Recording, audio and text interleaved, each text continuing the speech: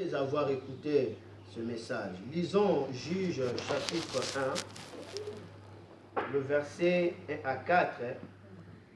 Je lis au nom de Jésus.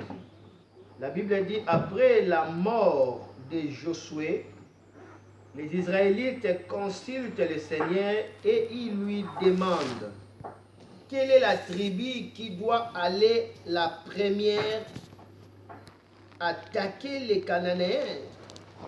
Le Seigneur répond, c'est la tribu de Juda. Je livre le pays à son pouvoir.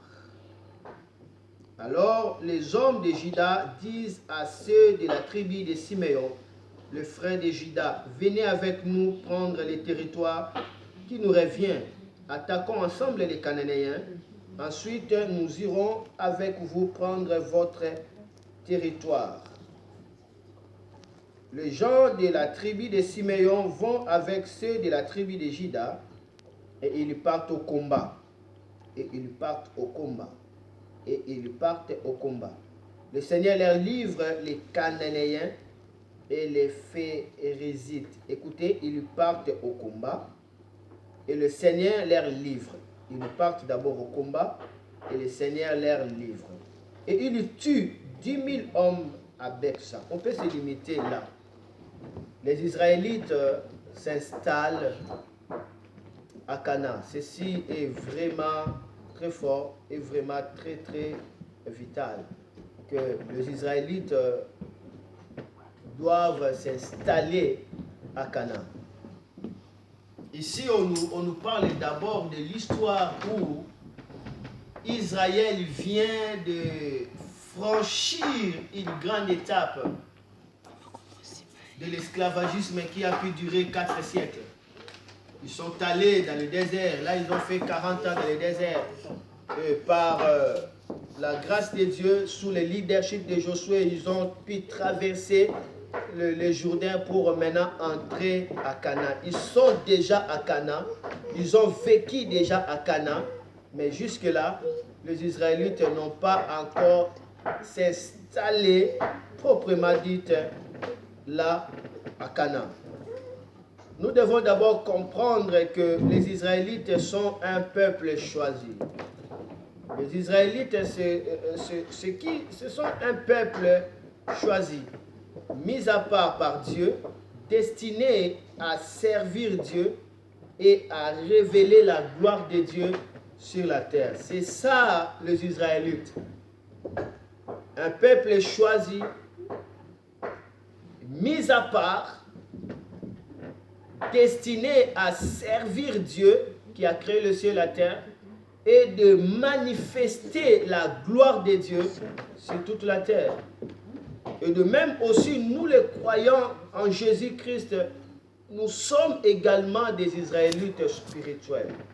Parce que la parole de Dieu nous démontre clairement que nous, tous ceux qui croient au Seigneur Jésus, devient un Israélite spirituel. Parce que la parole de Dieu nous parle dans le livre de Genèse chapitre 13, le verset 16. Et si vous lisez encore Genèse chapitre 15, le verset 5, on va voir que Abraham avait reçu de la part de Dieu 2 postérités. Première postérité, il s'agit bien de la postérité terrestre où Dieu va dire à Abraham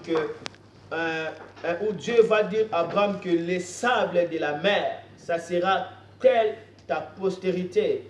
Et dans Genèse chapitre 15 ici, Abraham va recevoir la postérité céleste où Dieu va dire, sors de ta tente, regarde le ciel si tu pourras les compter, si tu pourras compter les étoiles. Et Abraham a regardé, il a vu beaucoup d'étoiles. Donc nous devons comprendre que Abraham a 2 postérités. Il a la postérité des sables qu'on appelle la postérité terrestre, qui est l'Israël terrestre. Et il y a aussi la postérité des étoiles qui affecte la postérité céleste, à laquelle nous pouvons comprendre ça comme étant le peuple de Dieu. Cela veut dire que les chrétiens font partie de la postérité d'Abraham, mais il s'agit bien des étoiles, la postérité céleste. Alors, il faut retenir que lorsqu'on parle des Israélites qui doivent s'installer en Canaan, il s'agit aussi de nous qui croyons à Jésus-Christ. Nous sommes des Israélites.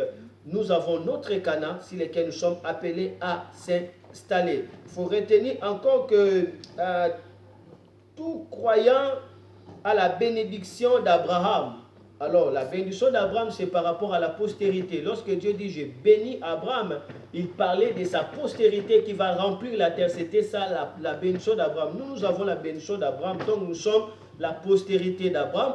Alors, nous sommes les Israélites. Là, nous voyons ça dans Galates chapitre 3, versets 13 à 14. La Bible dit « Christ nous a rachetés de la malédiction de la loi et pour nous donner la bénédiction d'Abraham. » Donc, par la mort de Jésus à la croix, nous avons la bénédiction d'Abraham. Même plus loin, l'apôtre Paul est en train d'expliquer que nous étions des vignes sauvages, mais Dieu nous a greffés en Israël. Donc, il s'agit de la postérité spirituelle. Nous sommes des Israélites spirituels. Et aussi, il y a aussi notre passage qui nous prouve que nous sommes les Israélites parce que nous croyons à Dieu. Tout croyant en Jésus, c'est un fils d'Abraham, un véritable fils d'Abraham. C'est lui qui croit en Jésus. Si réellement tu crois en Jésus, tu dois découvrir que tu n'es pas n'importe qui. Tu es fils d'Abraham. En tant que fils d'Abraham, donc tu es un Israélite. Tu as toute la bénédiction que Dieu a relâchée en Israël en tant que la postérité d'Abraham. Nous voyons Galates chapitre 3, le verset 7. La Bible dit, comprenez bien une chose. Comprenez bien une chose. La vraie famille d'Abraham, ce sont les croyants. Je répète, Galates chapitre 3, le verset 7, la Bible dit, comprenez bien une chose. La vraie famille d'Abraham, ce sont les croyants. Donc la Bible commence à dire, comprenez bien une chose. Donc cela veut dire, nous ne devons pas ignorer que nous sommes une vraie famille d'Abraham. Nous qui croyons en Jésus-Christ, nous sommes une vraie famille d'Abraham. Donc nous sommes les Israélites. Mais c'est quoi Canaan? Canaan, nous devons comprendre Canaan comme étant notre terre promise. Canaan, c'est notre destinée. Canaan, c'est notre territoire. Canaan, c'est notre bénédiction. L'endroit que Dieu a destiné pour nous, c'est ça notre Canaan. Et nous sommes appelés en tant que les Israélites à s'installer dans notre Canaan. Cela veut dire dans notre bénédiction, dans notre territoire, dans notre terre promise. L'endroit où Dieu nous a donné la promesse. Maintenant, dès que nous arrivons, nous possédons la promesse. C'est ça notre but. C'est ça la volonté de Dieu pour nous aujourd'hui alors que nous sommes en train d'écouter sa parole.